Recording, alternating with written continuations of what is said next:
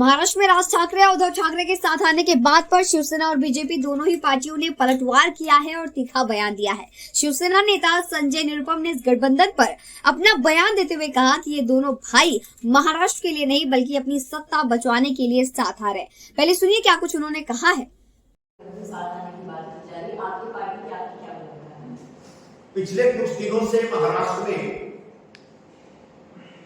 दो पार्टियों के बीच जुगलबंदी चल रही है और दोनों पार्टियों के नेताओं की तरफ से एक दूसरे के लिए शर्त रखी जा रही है। कोई प्रस्ताव रखता है तो उस प्रस्ताव पर कोई प्रतिसाद देता है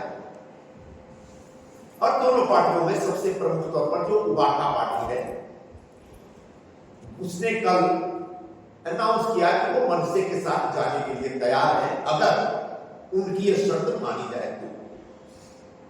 सबसे पहले उबाटा के संदर्भ में या मनसे के संदर्भ में स्पष्ट करते हैं, ये उनका अंदरूनी मामला है, उनको किसके साथ जाना है किसके साथ नहीं जाना है वो तय करे, हमें इस पर बहुत ज्यादा ऐतराज नहीं है।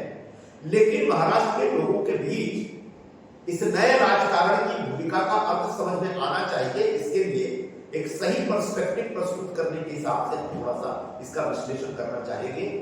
उबाटा एक बेहद कमजोर हो चुकी पार्टी है और उनको अपने पैरों पर खड़ा होने के लिए कभी कांग्रेस की गरज पड़ती है, कभी मुस्लिम वोटों की जरूरत पड़ती है और अब मनसे की जरूरत पड़ रही है। या कहीं न कहीं उबाटा के लिए बहुत ही शर्मनाक बात। जहां तक दोनों पार्टियों के अपने अस्तित्व की बात है तो महाराष्ट्र के विधानसभा चुनाव में दोनों पार्टियों के महाराष्ट्र के मतदाताओं ने नकार दिया। दोनों पार्टियां तथाकथित तौर पर महाराष्ट्र हित की बात करती आ रही है, लेकिन उनका महाराष्ट्र का जो हित का मुद्दा है वह सही नहीं है, डूब है। इसलिए वहां के लोगों ने, महाराष्ट्र के लोगों ने इन दोनों पार्टियों को विधानसभा चुनाव में पूरी तरह से पराजित किया। मन से 0 पर आउट हो गई और जो उबाटा है वो 100 सीट लड़ने के बाद महज 20 सीट जीत पाई है और वो भी बड़ी मुश्किल से मुस्लिम वोटों के आधार पर। तो ये दोनों पार्टियां आज बेहद कमजोर हो चुकी हैं और ऐसे में आपको यही कहना है कि जब दो शून्य मिलते हैं तो शून्य ही होता है, कोई आंकड़ा नहीं बनता। अगर व्यापार और व्यवसाय की भाषा में अगर बात करें और समझने की कोशिश करें तो अगर दो लॉस मेकिंग यूनिट यानी घाटे में चलने वाली दो कंपनियां अगर मिल जाए तो मुनाफे में चलने वाली कंपनी नहीं बन सकती, वो घाटे में चलने वाली कंपनी। ऐसा क्यों हुआ?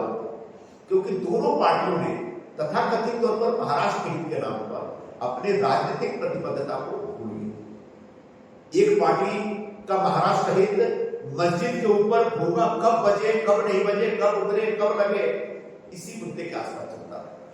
और दूसरी पार्टी का जो महाराष्ट्र हित है वो वक्फ कायदा के विरोध में पार्लियामेंट और उसके बाहर भाषण देने और मुस्लिम वोटों के साथ समझौता करने के ऊपर चलता है। क्या ये महाराष्ट्र है? ये महाराष्ट्र नहीं है। आप अपने हित की बात कर रहे हैं। हाँ, महाराष्ट्र हित की बात अगर कोई महाराष्ट्र में कर रहा है तो हमारे नेता एकनाथ शिंदे जी, महाराष्ट्र सरकार, महायुति की सरकार में बैठे हमारे मुख्यमंत्री श्री देवेंद्र फडणवीस जी, उप मुख्यमंत्री श्री एकनाथ शिंदे जी और अजित पवार दूसरे हमारे मुख्यमंत्री, ये तीनों सही मायने में महाराष्ट्र हित का काम कर रहे हैं। शिंदे जी तो बहुत आगे निकल चुके हैं।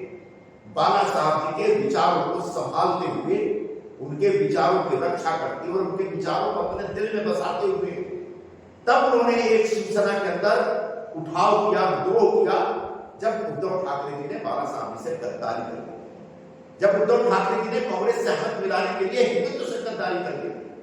तब पूरे महाराष्ट्र के लोगों ने आह्वान किया और उस आह्वान को स्वीकार करते हुए एकनाथ शिंदे जी ने पूरी शिवसेना में जो हिंदुत्ववादी विचारधारा के लोग थे, जो बाला साहब के विचारों में विश्वास करने वाले लोग थे, उनको लेकर के बाहर गए।